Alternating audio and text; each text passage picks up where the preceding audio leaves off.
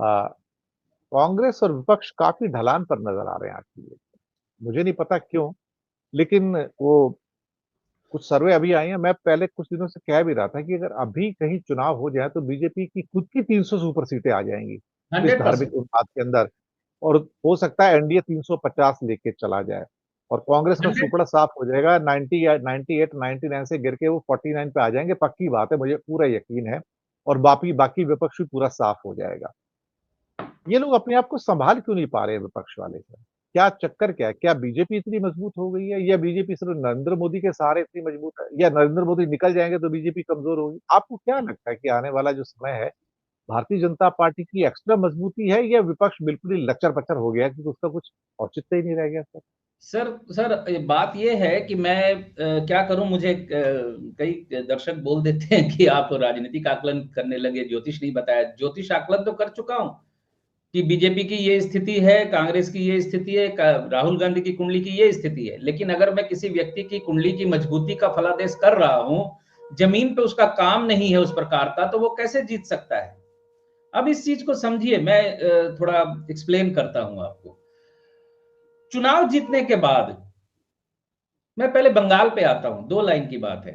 चुनाव जीतने के बाद हमारे भारतवर्ष में यानी पश्चिम बंगाल में 2011 तक वामफ्रंट की सरकार थी। चुनाव जीतने के, वामफ्रंट लगातार जीत रही थी, 34 वर्षों तक उन्होंने राज किया। हर बार विधानसभा चुनावों के बाद दूसरे दिन, वेरी नेक्स्ट डे, ऐसा नहीं कि दूसरे दिन वो आनंद कर रहे हैं, घूम रहे हैं, वेरी नेक्स्ट डे छोटे छोटे एलसीएस मीटिंग, छोटे छोटे पार्टी ऑफिस से लेकर, जिला ऑफिस से लेकर राज्य ऑफिस तक मीटिंग बैठ जाती थी। 300, मैंने एक एग्जांपल के लिए बोल रहा हूं, 300 सीटों में 235 सीटें आने के बावजूद वो इस बात को लेकर तबसरा करते थे कि बाकी की क्यों नहीं आई। वो ये नहीं सोचते थे कि 235 आ गई, हम तो बहुत बुरी तरह जीत गए, अब क्या हमने इस वक्त। वो बैठते थे कि हम हारे क्यों, उसकी विवेचना करने बैठते थे। यही काम ये रेजिमेंटेड पार्टी संघ और बीजेपी करती है। विपक्षी पार्टियां दिवाली मनाने के लिए उठती है 2 दिन पहले कि चलो भाई धनतेरस को साफ सफाई कर लो, अब रैलियां वैलियां करनी है, गाड़ियां बुलाओ, कार्यकर्ता बुलाओ, झंडे बनवाओ। ये सबसे बड़ी कड़वी सच्चाई है जो मैं बोल रहा हूं। कांग्रेस के लोग मुझ पे गुस्सा हो रहे हैं जब मैं संगठन की बात कर रहा हूं। मैं बोल रहा हूं यहाँ पश्चिम बंगाल में चुनाव जब होता है, विधानसभा का हो या लोकसभा का हो, तृणमूल के लोग आते हैं, आजकल बीजेपी के लोग भी आने लगे हैं, वो चिट देने आते हैं ना, स्लिप देने आते हैं, नमस्कार करते हैं कि वोट दीजिएगा हमें। कांग्रेस का एक भी कार्यकर्ता नहीं आता, कार्यकर्ता जमीन पे है नहीं। मैं एक और चीज बताऊं, काउंटिंग जब होती है पहले के जमाने में, आज भी तो वही बात है, दोनों पक्ष के लोग रहते हैं वहां पर। तो काउंटिंग जब होती है, मान लीजिए एक्स पार्टी के लोग वहां 150 लोग हैं और वाई पार्टी के वहां 10 लोग हैं, तो जिसके 150 लोग हैं वो, अगर चुनावी घपला कोई नई बात नहीं है, ये कई सालों से होता रहा है, तो जिसकी भीड़ वहां ज्यादा है वो तो बड़े निश्चित रूप से घपला करेगा ना। वामफ्रंट के शासन में हमने देखा कि वहां भीड़ लगी हुई है, उन्हीं के लोग सबसे ज्यादा है अंदर, बिल्कुल उनका राज चल रहा है गिनती के वक्त। तो आप जब तक जमीन पे अपने कार्यकर्ता खड़े नहीं करेंगे। सर मैं और एक बात बोलूं, संघ का जो इस वक्त जो कम्युनिकेशन चल रहा है, बिल्कुल कल की खबर है, मेरे को किसी मित्र ने कहा मुझे कि जो संघ से जुड़े हुए हैं, जो मित्र शाखाओं में जाते हैं, जमीन पे काम करते हैं, वो उत्तर प्रदेश का कोई व्यक्ति अगर वो दिल्ली जा रहा है और वो किसी मुसीबत में पड़ रहा है, तो संघ के ये संगठन के लोग अपने दिल्ली के संगठन को मैसेज करते हैं कि ये हमारा आदमी है, इस वेट का आदमी, मतलब उस पदाधिकारी के तौर पे साधारण कर करता है तो साधारण, वार्ड मेंबर है तो वार्ड प्रेसिडेंट है, तो उस हिसाब से वहां मैसेज करते हैं। और दिल्ली में 20 लोग खड़े हो जाते हैं उसके लिए कि भाई क्या प्रॉब्लम है। आप दिल्ली जाने के वक्त फोन कीजिए तो कितने कार्यकर्ता आते हैं कांग्रेस के।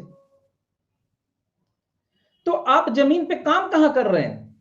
पश्चिम बंगाल में 77 में कांग्रेस गई थी बाहर, आज तक नहीं लौट पाई है, और अधीर चौधरी के हाथ में कांग्रेस को पूरी तरह से छोड़ दिया गया था, उसने कांग्रेस को पूरा बैठा दिया। अधीर चौधरी एक पॉकेट उसके कंट्रोल में थी, राज्य चलाने जैसी कुवत उसके अंदर नहीं थी। कहां सोमेन मित्र और कहां वो,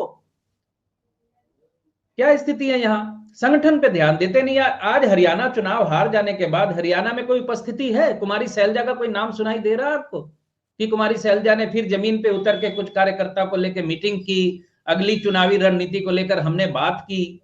कुछ है? सुनाई दे रहा है? इलेक्शन के वक्त मुख्यमंत्री बनना है, हमने एक्टिव हो गई।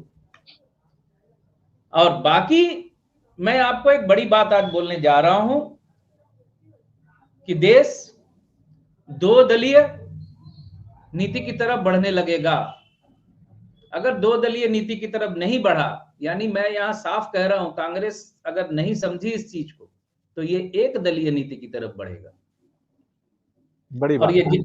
और ये जितने छत्रप हैं राज्यों के, केजरीवाल से शुरुआत हो गई है, धीरे धीरे राज्यों के छत्रप सब धीरे धीरे स्क्वीज कर जाएंगे, भले ही दशम भाव में सारे ग्रह बैठे हो उनके।